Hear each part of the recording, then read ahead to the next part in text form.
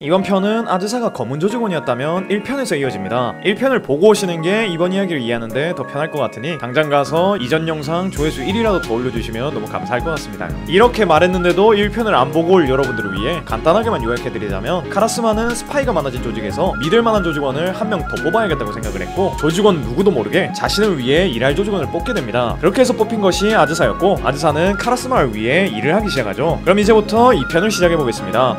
아즈사는 그동안 카라스마의 명령으로 조직 내부의 간부들을 조사하는 역할도 맡았었는데, 그렇게 간부들을 조사한 결과 2명의 조직원이 의심스럽다는 결론이 나왔었습니다. 그 중에 한 명이 바로 법원이었죠. 아즈사는 법원이 조직에 들어온 뒤의 일과 행적을 조사해봤는데, 법원은 공안의 쥐새끼로 판명나서 죽임을 당한 스카치라는 조직원과 FBI의 쥐새끼로 판명나서 조직에서 도망친 라이라는 조직원까지 함께 3명이서 같이 활동을 했으며, 그 중에서 스카치라는 조직원과 가장 친했었다 라는 걸 알아냈습니다. 그리고 조직원들에게 들어보니 법원은 스카치가 죽고 라이가 나간 이후 베르무트를 제외한 다른 조직원들과 함께 일을 하는 경우가 거의 없다는 것도 알게 됐죠. 솔직히 이 정도까지 알아내고 나니까 아즈사는 법원이 왜 의심을 안 받고 조직에서 활동을 할 수 있는지가 의문이었습니다. 그래서 그의 평소 행적을 조사해봐야겠다고 생각을 하고 있었는데, 그와 함께 카페 일을 하게 된 덕분에 일이 더 쉬워졌다는 생각을 했죠. 아즈사는 일단 평범한 카페 점원인 척하며 새로 들어온 아무로에게 일을 가르쳐주기 시작했습니다. 조직 내에서 법원은 정보 수집 능력이 뛰어나고 딱히 못하는 게 없다는 소문이 들렸었는데, 그 소문대로 법원은 처음 해보는 카페 이름에도 불구하고 요리부터 음료 만드는 것까지 딱히 못하는 게 없었습니다. 수월하게 일을 배운 법원은 범죄 집단에 속한 간부라는 생각이 안 들 정도로 평범하게 카페 일을 했고, 가끔씩 아즈사는 이 인간이 법원이란 조직원이 아니라 그냥 인간 아무로 토우라는 생각이 들었습니다. 아즈사는 이 인간이 이렇게 연기를 잘하기 때문에 조직의 간부까지 올라간 거구나 라고 생각을 하며 그의 행동을 꽤 오랫동안 살펴봤습니다. 그렇게 그의 행동을 살펴본 결과, 아무로는 한 번씩 손님들이 경찰 욕을 하면 좀 흠칫한다던가, 코난 일행이 FBI들을 대동하여 돌아다니는 걸 보면 좀 안 입고 온 표정을 짓는 것 같았습니다. 그리고 가끔씩 어떤 날이 되면 갑자기 생전 안 내던 휴가를 내고 어디론가로 가는 것 같았죠. 아즈사는 법원이 그렇게 휴가를 내고 어디로 가는지 확인을 해봤고, 확인한 결과 아무로는 어떤 인물들의 묘지를 찾아간 거였습니다. 아무로가 찾아갔던 묘들의 주인은 하기와라 켄지, 마츠다 진페이, 다테 와타루, 모로우시 히로미치라는 인물들이었습니다. 아즈사는 이 인물들이 하나같이 다 경찰학교를 나온 경찰들이었고, 공교롭게도 이 4명은 경찰학교 같은 기술을 나왔다는 것도 알게 됐죠. 그래서 아즈사는 왜 아무로 토오루가 이 인물들의 묘지를 찾아가는 걸까 하는 의문이 들었고, 혹시나 아무로 토오루가 경찰학교를 이들이랑 같이 나온 게 아닐까 하는 생각이 들었죠. 그래서 아즈사는 조직의 힘을 빌려 아무로 토로라는 경찰이 혹시나 있는 게 아닐까 하는 의심을 하며 탐색을 해봤는데, 아무로 토로라는 경찰은 존재하지 않았습니다. 아즈사는 정황상 아무로가 경찰인 거 확실한데, 경찰 이름 중에 아무로 토로가 없는 것에 의문을 품었고, 아무로 토로라는 이름은 가명인 게 아닐까 라는 가설을 쓰게 됩니다. 그래서 아무로가 본명이 있다는 가정을 세운 뒤 카페에 자주 찾아오는 아무로의 지인으로 보인 남자와 대화하는 걸 엿들어보기로 결정합니다. 보통 아무로와 그 안경 낀 남자는 대화를 한다면 나가서 대화를 했는데, 아즈사는 몰래 그들의 대화를 엿들어봤고, 그 결과 아무로는 안경 낀 남자를 카잠이라고 불렀고, 그 카잠이란 남자는 아무로를 후루야씨라고 불렀습니다. 아즈사는 아무로 토우의 진짜 성은 후루야라는 걸 확신했고, 조직의 힘을 이용해 카잠이란 인간과 일을 하는 후루야라는 경찰이 누가 있는지 조사를 해봤고, 그 결과 후루야 레이라는 인물이 공안에서 근무하고 있다는 걸 알아냅니다. 아즈사는 직감적으로 이 후루야 레이가 아무로 토우의 본명이란 걸 알아챘습니다. 원래라면 보스에게 이 모든 사실을 밝혀야겠지만, 사실 아즈사는 아무로랑 같이 일을 하며 이 사람이 진짜 검은 조직에서 극악무도한 범죄를 저지르는 간부가 맞는 걸까 라는 생각이 자주 들 정도로 아무로의 행동을 보며 좋은 사람이라는 걸 자주 느꼈고, 만약 자신이 지금 아무로를 감시해야 되는 상황이 아니라면 호감 표시를 했을 것 같다는 생각을 자주 했어가지고 좀 고민이 됐습니다. 그렇게 고민을 하며 후루야 레이에 관한 정보를 마저 읽고 있었는데, 어느 대목을 읽다가 잠시 멈칫해버렸습니다. 그 대목에는 후루야라는 사람에겐 가족이 없고 혼자 산다 라는 말이 있었거든요. 그리고 그 후루야가 몇 년 전까지 가족처럼 항상 함께하던 인물들이 후루야가 자주 묘지로 찾아가는 그 4명의 동기들이었다는 것도 알아버렸습니다. 순간 아즈사는 이 후루야라는 인물의 상황이 자신과 겹쳐지는 것 같다는 생각이 들었습니다. 아즈사는 그래도 오빠라는 의지할 곳이 있었지만, 이 후루야라는 인물은 의지할 곳도 없이 자랐고, 그러다가 결국 의지할 곳을 찾았지만 그 의지할 곳이 사라져버린 상황이었던 거죠. 하지만 이런 상황에도 후루야는 인생을 포기하지 않고 조직일도 하며 공안일까지 하며 열심히 살아가는 것 같았습니다. 아즈사가 만약 카라스마에게 법원의 진실에 대한 걸 말해버린다면, 법원은 최소 검은 조직에서 제명이 될 거고, 최악의 상황에선 자신의 친구인 스카치처럼 조직에 의해 죽임을 당할 게 분명했습니다. 아즈사는 아무로가 죽는 건 원치 않았지만 카라스마에게 입은 은혜를 무시할 수는 없었습니다. 아즈사는 이런 고민을 아무것도 모르는 오빠에게 털어놓을 수도 없고, 그렇다고 카라스마에게는 더더욱 털어놓을 수가 없었습니다. 그래서 아즈사는 미친 척하고 일하는 날 아무것도 모르는 척 아무로에게 다가가서 고민 상담을 하고 싶다고 말했습니다. 아즈사는 아무로에게 만약 아무로씨가 은혜를 입은 사람이 있는데, 그 은혜를 입은 사람에게 보답하기 위해선 열심히 살아온 누군가의 인생을 산산이 부숴야 한다면 어떻게 할 거냐 라는 식으로 물어봤습니다. 아무로는, 아니 후루야는 질문한 아즈사의 얼굴을 빤히 보며 생각을 좀 하더니, 아즈사씨가 이런 고민을 한다는 건 아마 그 은혜를 입은 사람보다 아즈사씨가 말한 그 열심히 살아온 사람을 더 좋아한다는 거 아니겠냐고 말하고는 잠시 더 생각을 하더니 아마 아즈사씨는 좋은 사람이니까 아즈사씨가 그 누군가를 좋아하는 만큼 그 누군가도 아즈사씨를 좋아할 거다. 그러니까 아즈사씨가 무슨 선택을 하든 아즈사씨를 원망 안 하고 아즈사씨에게 이유가 있겠다고 생각하지 않겠냐 라는 말을 해줬습니다. 아즈사는 그 말을 듣고 자신도 모르게 눈물이 나와버렸고 아무로는 당황해가지고 아즈사를 진정시켜줬습니다. 아즈사는 겨우 진정한 뒤 아무로에게 당신이 공안이란 걸 알고 있다라고 말했습니다. 아무로는 그 말에 적지 않게 당황하는 것 같았고 아즈사는 당황한 아무로에게 아무로가 검은 조직에 속한 인물이란 것도 알고 아무로란 이름이 가명이란 것도 알고 있다고 말했습니다. 아무로는 그 말을 듣고 아무 말도 안 하다가 아즈사에게 혹시 조직원인 거냐고 물어봤습니다. 아즈사는 그렇다고 말을 했고 자신은 보스가 아무도 모르게 뽑은 조직원이고 조직 내부에 있는 쥐새끼라던가 조직 외부에서 조직을 위협할 수 있는 인물들을 사전에 미리 발견하고 그 인물들을 카라스마에게 보고하는 역할을 맡았다고 말해줬습니다. 그리고 이렇게 정보원 역할을 하며 법원 당신이 공안이란 사실을 알았고 코난이 최근에 행방불명된 시니치란 것도 알아냈으며 그 시니치란 인물은 조직이 만들어낸 약을 먹고 몸이 작아져 버려서 조직을 쫓고 있는 것도 알아냈다 라는 말을 했습니다. 그래서 원래라면 코난과 법원 둘 다 카라스마에게 보고를 올려야 하는 위험 인물들이지만 코난은 자신의 오빠를 구해줬고 아무로씨 아니 후루야씨 당신은 너무 좋은 사람이라 죽게 만들고 싶진 않다고 말했습니다. 아무로는 이 모든 걸 듣고 잠시 생각을 하더니 그냥 자신과 코난에 대한 걸 보스에게 보고를 하라고 말했습니다. 아즈사는 그러면 둘 다 죽게 될 거라 절대 안 된다고 말했습니다. 아무로는 여기서 말을 안 한다면 보스에게 의심을 얻을 거고 그렇게 되면 아즈사씨 당신 입장만 곤란해질 거라고 말해줬습니다. 그러더니 아무로는 사실 그 코난이란 꼬맹이가 이런 상황을 살짝 예상했다는 식으로 말했습니다. 코난이 한 번은 임시 마스터와 대화를 나눈 적이 있었고 그 대화에서 카페 포아로의 진짜 마스터는 어떤 분인지 물어봤었다고 합니다. 임시 마스터는 사실 진짜 마스터와 만난 적도 없고 목소리도 듣지 못했으며 그냥 문자로 합격 통보만 받았다고 말했고 코난은 이것에 의문을 품었다고 합니다. 그래서 코난은 자신의 아버지의 인맥을 이용해 이 카페 포아로의 소유주가 누구인지 찾았고 그 결과 라마스카 라는 이름이 나왔다고 합니다. 코난은 처음 본 이름이라 그냥 자신이 잘못 짚었구나 라고 하며 넘어가려고 했는데 문득 저 이름을 재비하려 해보니까 카라스마라는 이름이 나와버렸다고 합니다. 그래서 소름이 돋아가지고 이 카페 포아로에 대해 조사를 더 해봤고 이 카페가 개업하자마자 들어온 종업원이 아즈사씨랑 아즈사씨를 유심히 지켜봤었다고 하네요. 그리고 이 모든 걸 아무로에게 공유를 해줬고 아무로는 아즈사와 같이 일을 하며 아즈사가 좋은 사람이란 걸 알아서 코난에게 그런 정보를 들었어도 그닥 의심을 안 했다고 합니다. 아즈사는 그 말을 듣더니 숨겨서 미안하고 그 믿음을 배신해서 더 미안하다고 말했습니다. 그 말에 아무로는 아니라고 아즈사씨는 자신의 생각대로 너무 착한 사람인 게 맞았다고 말했습니다. 충분히 아무로 본인과 코난을 카라스마에게 보고할 수 있었지만 하지 않았고 이렇게 나에게 다 말해주지 않았냐고 말하며 웃어줬습니다. 아즈사는 울면서 너무 고맙다고 말했습니다. 아무로는 아즈사에게 너무 걱정하지 말고 카라스마에게 나와 코난에 대한 걸 보고하고 보스에게 절대 의심을 받지 말라고 말하고는 코난과 자신은 어떻게든 할 거라고 말했습니다. 그렇게 아즈사는 아무로의 말을 믿고 카라스마에게 아무로에 관한 것 그리고 코난에 관한 것들을 보고했습니다. 카라스마는 그 보고에 굉장히 기뻐했고 아즈사를 자신의 휘하로 둔 건 신의 한 수였다고 말하며 보상으로 원하는 게 있냐고 물었습니다. 그 말에 아즈사는 법원과 코난을 안 죽였으면 좋겠다 라고 말을 했습니다. 카라스마는 그 말에 정색을 하더니 같이 일을 하고 같이 시간을 보내더니 정이 들어버린 거냐고 조직에 위협이 될 만한 인물들을 제거하는 게 원칙이라고 말하며 아즈사의 제안을 거부했습니다. 아즈사는 알겠다고 말하며 돌아갔고 그 이후로 아무로는 카페를 그만뒀고 종적을 감췄습니다. 코난 역시 카페에 오지 않게 됐고 들어보니까 모리 탐정사무소에서도 나갔다는 말을 들었습니다. 아즈사는 결국 둘이 제거당했구나 라는 생각이 들어서 자신의 행동을 사무치게 후회했습니다. 하지만 아즈사는 할 수 있는 게 없었고 카페에서 혼자 일을 하는 것밖에 할 게 없었습니다. 카페에 오는 손님들 중엔 아무로를 찾는 손님이 많았고 그렇게 사람들이 아무로를 찾을 때마다 아즈사는 뭔가 가슴에 구멍 뚫린 것 같은 느낌을 받았죠. 상황이 이렇게 되다 보니 아즈사는 조직이라도 관심을 끊었습니다. 들리는 소문에 의하면 FBI가 검은 조직과 전면전을 펼쳤고 그때 조직이 큰 피해를 입어 카라스마도 럼도 모두 자취를 감춰버렸다는 소식을 들었습니다. 상황이 그렇게 되자 카라스마는 카페 포아로 장사도 접게 됐고 거기서 일하고 있던 아즈사와도 연락이 끊기게 됐습니다. 아즈사는 해방이 됐으니 기뻐해야 할 만한 상황이지만 왜인지 기쁘진 않았습니다. 아즈사는 카페 포아로가 닫기 전 마지막 근무를 하고 카페의 물품들을 정리하기 시작했습니다. 그런데 그때 누군가가 카페 안으로 들어왔고 아즈사는 마감이라 주문을 받을 수 없다고 말하며 문 쪽을 바라봤는데 문 쪽에는 아무로가 서 있었습니다. 아무로는 아즈사에게 웃으며 휴가 다녀왔다고 말했고 그 옆에서 코다이 나오더니 오렌지 주스가 좀 먹고 싶다고 말했습니다. 아즈사는 그때서야 비워졌던 가슴에 구멍이 메워지는 느낌이 들었고 그 두 사람에게 달려갔습니다. 이렇게 와디프 아즈사가 검은 조직원이었다면은 끝이 나게 됩니다.